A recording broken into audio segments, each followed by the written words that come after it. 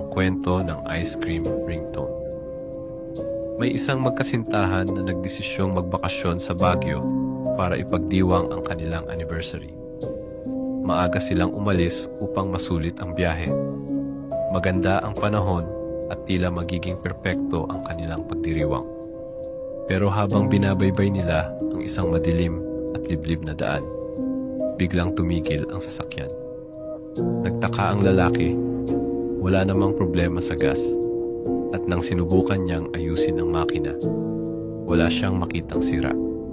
Wala ring ibang sasakyan sa kalsada, walang bahay, walang tao. Tahimik. Nagdesisyon ang lalaki na humanap ng tulong. Bago siya umalis, mahigpit niyang bilin sa kanyang kasintahan. Huwag kang lalabas ng sasakyan.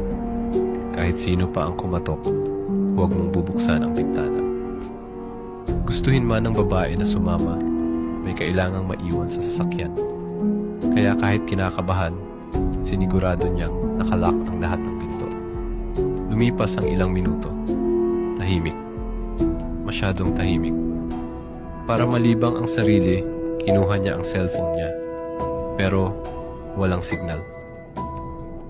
Kahit anong subok niya, hindi siya makatawag o makapag-text. Wala siyang nagawa kundi makinig na lang ng music sa phone niya. At doon na nagsimula ang kababalaghan. Habang nakikinig siya, biglang nagbago ang tugtog.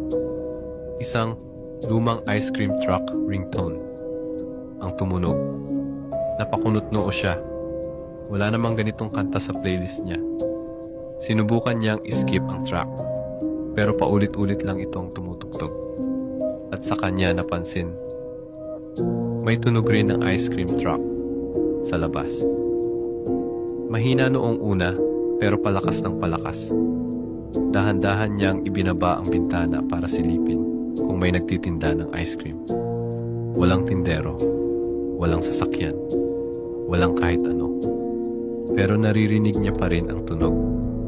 Mabilis niyang isinara ang bintana at huminga ng malalim. At nang tumingin siya sa rearview mirror, may bata, nakatayo sa likod ng kotse. Maputla, walang ekspresyon, nakatingin lang sa kanya. Nanigas ang kanyang katawan, napapikit siya, umaasang panaginip lang ito. Pero habang nakapikit siya, narinig niya ang unti-unting pagkalampag sa bubong ng sasakyan.